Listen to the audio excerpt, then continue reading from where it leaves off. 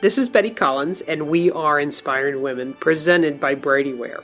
This is the podcast that advances women towards economic, social, and political achievement. I am here to inspire you to take steps to the next level in your career. Thanks for listening and investing your time in yourself. More about inspiring women in this episode can be found at bradyware.com/resources. Today we're going to talk about finding and owning your voice, strengthening your inner confidence. It's really not about how your voice sounds, or it's not really about finding the perfect way to say something. But really, do you have something to say, but you maybe choose to be silent? Maybe you're at the table, you finally got there, and you want to have some kind of impact, and you want to speak up, but you don't. Maybe you're confident, but you're just not courageous with what you're wanting to say when the time comes. Maybe you're using your voice and you're talking, but you're not being heard. I hate to say it like this, but could it be that you're not saying anything? That's kind of an ouch. But so your voice, it's your authentic self speaking. It's your identity expressing itself. It's your personality, and it's your individual message to the world. That world is what for you, professionally and personally? Your voice is what you have to say, and it takes confidence, and you have to be courageous, and it takes really some strategy. It takes you stepping back, looking into the mirror, and being honest, strengthening that inner confidence and shutting down the voices in your head, and then it's just action time. Your voice is your power. It's yours. It's not anyone else's, and you should not give it up for any reason. There are people all around you who have used their voice for good and for bad. And think about it. If they had not used their voice, if they had not stood, if they had not said what needed to be said, what differences would be going on right now around you in your company, in your career, in your family, etc. Who are you thinking of right now that spoke up? They spoke up and they communicated a very needed message. You have to think of those who did it negatively, though, and not for the greater good. Always speaking, always saying something. And today is a tough environment. We have this PC world and the tones and the agendas and all these opinions. And at times, it's shutting down our voices due to differences. And that's not good either. As this is a podcast for inspiring women, I believe that there is power in that feminine voice. And it's missing in too many conversations. From the business environment, your office, the marketplace, maybe the boardroom, in politics, our homes. In a lot of those arenas, we're not even there. So how could our voice be heard? So if we are there, it's so crucial that the voice is heard. Today, I hope to help you to move forward in owning your voice and claiming that power, of course, if it's only for the greater good. So let's get started. You first have to recognize you probably have something valuable to say. Do you believe that you have something to say? Is there something on that tip of your tongue? Or maybe at the very core of you, who you are, something you have had, there's a tremendous passion, and yet no one knows it. You have to start first with knowing that you are capable of adding value to a conversation. I struggle with this at times because I think, who would really care about this? Or I think even in my podcast, who's really going to listen to what I have to say? But a lot of times these are the things that I think matter. So you matter and your words matter. You have to avoid measuring the worth of your words against the other people at the table sometimes or in the room. And if you're playing the comparison game, you're just devaluing yourself. Don't let the original of who you are conform to just being another copy. Believe in yourself and what you have to say. And that's your starting point. You've got to recognize that you have something valuable to say. You have to be strategic also, though, about what you say and when you say it. I hate to break it to you. Here's the bad news, but shooting from the hip and spouting off is probably not overly strategic. Sometimes it's very effective, do not get me wrong. Sometimes you're just in that moment and it's the choice that needs to be made. You certainly found your voice and you used it, but was it effective?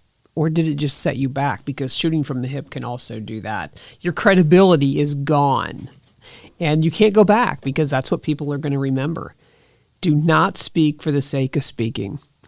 Be sure that you speak thoughtfully in an engaging manner. If you want to be heard, speak as you would like to be spoken to. That's really huge.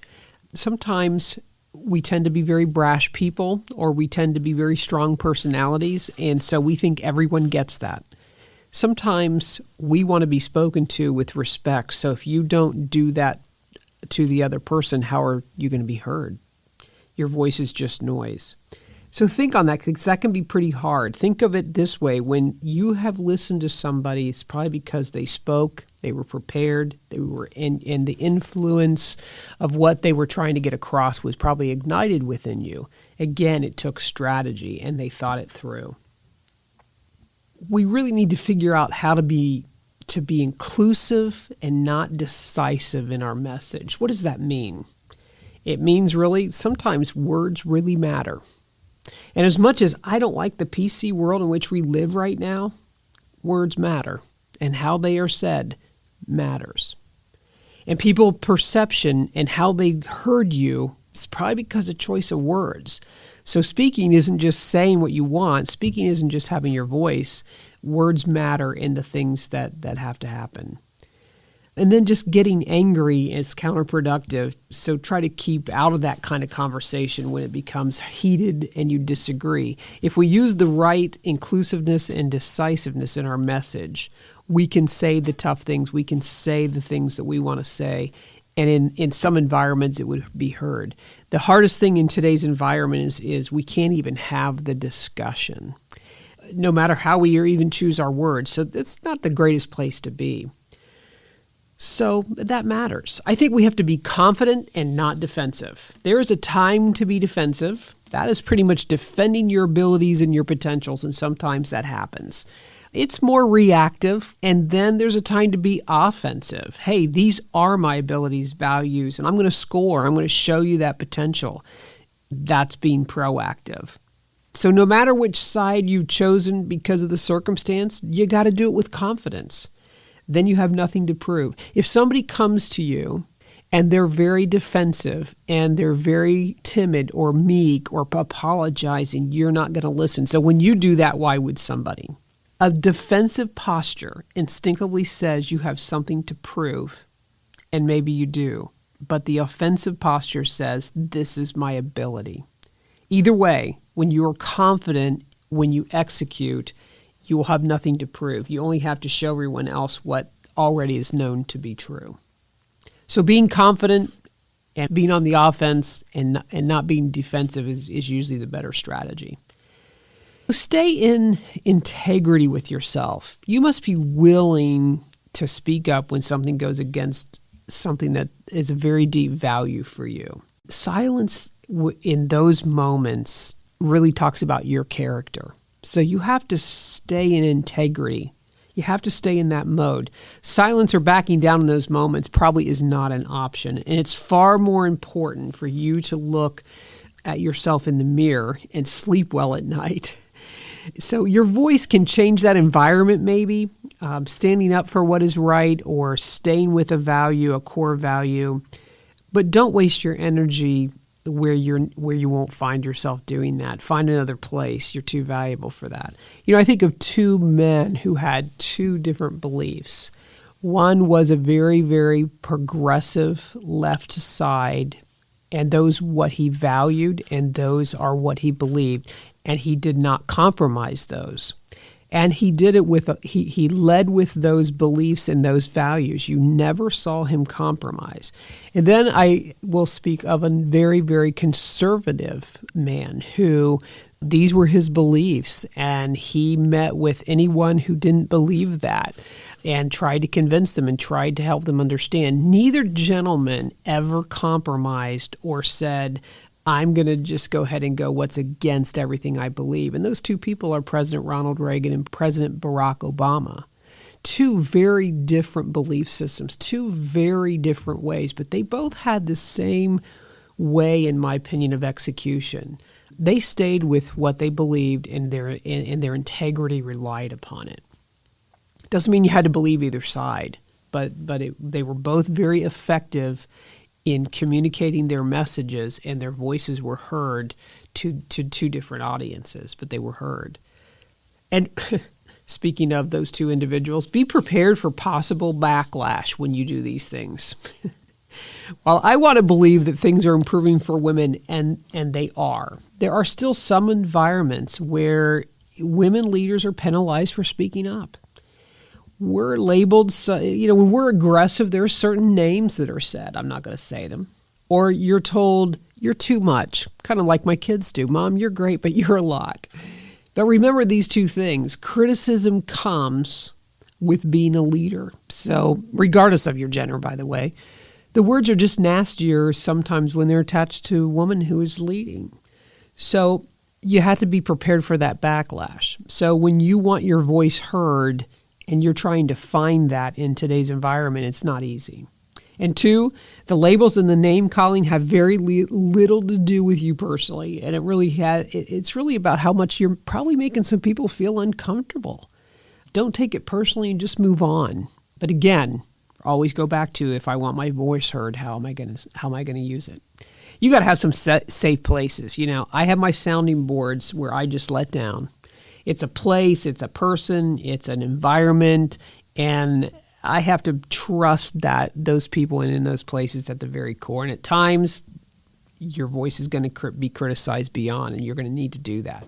And it may be harsh, and it may take a toll on you emotionally, but no woman should be an island. We shouldn't feel like we're all in this alone because we've chosen to maybe take a stand somewhere. When you're finding your voice, it's one step at a time, slow and steady. It can be scary and it can be risky, and you've got to put yourself out there. You got to allow your voice to be heard and see what happens. You may not be able to do it all at once or in a really big way, but that's okay. Find a small way that you can begin today. Maybe start by saying no more or intentionally apologizing less, right? So I would challenge you. My son is a minister in a church, and there's just certain things that he believes and that he's really into. And then there are things that he just really isn't about. And he said, why are these things happening? I'm not going to go into all that. And I told him very clearly, pretty quickly, and he kind of we talked about it for a while. And I said, it's because people have believed what they needed to say, and they kept saying it. And after a while, people either got on board, they believed it, they got engaged, and there was conversation. At Brady Ware, I'm fortunate enough to be a shareholder, lead a women's initiative, and be on the board of directors. And the greatest thing about that is, in all three of those arenas, as an owner of a business and in the leadership of the business, I get to have a voice and I get to speak for many around me.